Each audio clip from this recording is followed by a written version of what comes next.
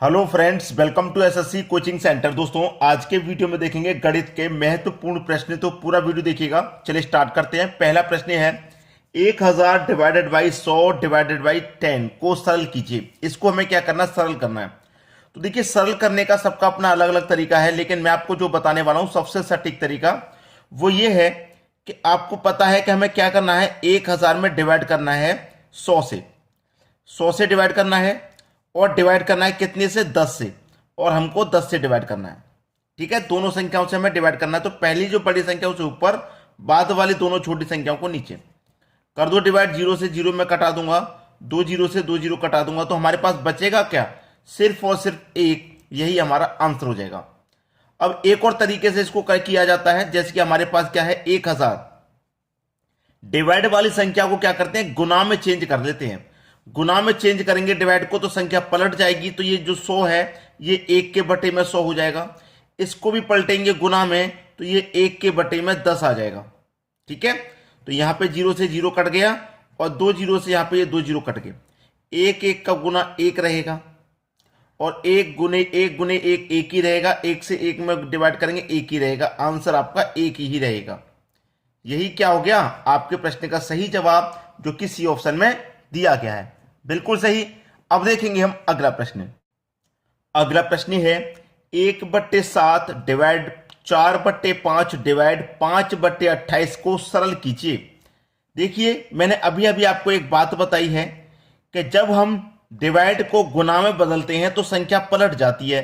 तो मैं इस डिवाइड को गुना में चेंज करूंगा तो संख्या पलट जाएगी। 5 ऊपर चला जाएगा, 4 नीचे आ जाएगा। इसको भी हम गुना में चेंज करेंगे तो संख्या पलट जाएगी। 28 ऊपर चला जाएगा, 5 नीचे आ जाएगा। अब इसको सरल कर लो। 5 से 5 कटेगा, 4 7 28 7 बार में कट गया, और 7 से ये 7 कट गया। आपके पास सिर्फ और सिर्फ 1 बचा। तो इस प्रश्न का आंसर भी आपका क्या आ गया? 1 आ गया।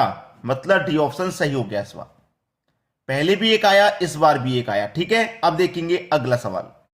अगला प्रश्न है 5/14 में से क्या घटाया जाए कि 1/6 प्राप्त हो। हमसे कहा गया है 5/14 में से क्या घटाना है कि 1/6 प्राप्त हो। आपको देखिए अच्छे से पता है कि हम कोई भी संख्या में से जब कोई संख्या घटाते हैं, जैसे मैं 5 में से 2 को घटा दूं तो मुझे कितना मिलेगा? 3 मिलेगा कि नहीं मिलेगा? और अगर मैं 5 में से 3 को घटा दूं तो मुझे ये 2 मिल जाएगा। तो ये दोनों संख्या एक दूसरे से रिलेशन में होती हैं। ठीक है, अब मैं क्या करूं? 5/14 में से क्या घटाया जाए नहीं पता, तो मैं सीधा सीधा 1/6 को ही घटा देता हूं। जैसे मैंने 5 में से 2 को घटा दिया। जैसे अगर मुझसे ये कह देता कि 5 में से कितना घटाया जाए कि 3 प्राप्त हो, तो 2 घटाना है।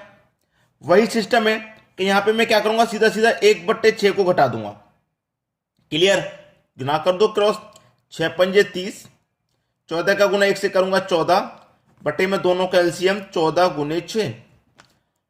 30 में से 14 जाएगा 16, 14 गुने 6। 2 से कटा दो 7 बार में, 2 से कटा दो 8 बार में, 2 से कटा दो 4 बार में, 2 से कटा दो 3 बार में। तो ऊपर कितना? 4, नीचे कितना? 7 गुने 3, तो 7 त्रिक का 21। तो हमारे पास 5/14 में से क्या घटाया जाए कि 1/6 प्राप्त हो? भैया 4/21 को घटाना पड़ेगा, तब हमें ये प्राप्त होगा। आंसर आ गया 4/21। ठीक है, आपका सी ऑप्शन बिल्कुल सही। क्लियर हो गया सभी को प्रश्न? अब देखेंगे अगला सवाल। अगला प्रश्न है 15/16, 19/20, 24/25, 34/35 में सबसे छोटी भिन्न है। सबसे छोटी भिन्न कैसे पता करेंगे? मैंने आपको तरीका बताया। भिन्नों का पहले अंतर कर लो। 15-16 का अंतर 1 आएगा। ठीक है, और अंतर से क्या करते हैं? ऊपर वाली संख्या में डिवाइड। 19-20 का अंतर 1 आएगा, अंतर से ऊपर वाली संख्या में डिवाइड। 24-25 का अंतर 1 आएगा, अंतर से ऊपर वाली संख्या में डिवाइड। 34-35 का अंतर 1 आएगा, अंतर से ऊपर वाली संख्या में डिवाइड कर दो। सबसे छोटी भिन्न एक ही कॉमन है। 1 से 15 में डिवाइड देंगे 15 बार, 19 में देंगे 19 बार, 24 में देंगे 24 बार, 34 में देंगे 34 बार। सबसे छोटी भिन्न पूछा, देख लीजिए सबसे छोटा कौन? 15 सबसे छोटा है। किससे निकल के आया? 15/16 से। ये सबसे छोटी भिन्न हो जाएगी 15/16। अगर सबसे बड़ी पूछ ले तो सबसे बड़ा कौन? 34, यानी कि 34/35 सबसे बड़ी भिन्न है। क्लियर? सभी को आसानी से कर लेंगे। अब देखेंगे अगला प्रश्न। अगला प्रश्न है सबसे बड़ी तथा सबसे छोटे भिन्न के बीच अंतर हमको बताना है। हमारे पास ये भिन्न है तो सबसे पहले पता कर लेते हैं छोटे भिन्न और बड़े भिन्न, तभी तो अंतर बता पाएंगे। तो क्या तरीका रहता है, अंतर कर लो भिन्नों का। तो 3 और 5 का अंतर 2, अंतर से ऊपर वाली संख्या में डिवाइड।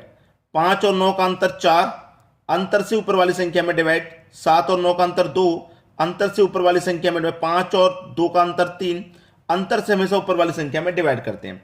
2 से डिवाइड दूंगा 3 में, 2 1 कम 2, 1 बचेगा नहीं जाएगा, 10 मतलब 10 हो जाएगा, 2 पंजे 10। 4 से दूंगा 4 1 कम 4, 1 बचेगा नहीं जाएगा, 10 मतलब कितना हो जाएगा 10, 4 दूनी का 8, 2 बचेगा 20, 4 पंजे 20, इतनी बार जाएगा। 2 त्रिक का 6, 1 बचेगा नहीं जाएगा, 10 में लग जाएगा 10, 2 पंजे 10। 3 से कटा दो जाएगा ही नहीं, 10 में लगेगा 20 हो जाएगा, 3 छिक्के 18, फिर से 20 हो जाएगा, 3 छिक्के 18। अब यहां पर हमें क्या करना है, सबसे बड़ी तथा सबसे छोटी भिन्न के बीच में अंतर बताना है। तो देखो भैया सबसे बड़ी भिन्न कौन सी है, सबसे बड़ा संख्या कौन है, 3.5 सबसे बड़ी है, मतलब 7/9 से निकल के आई, तो ये आपकी सबसे बड़ी भिन्न होगी 7/9।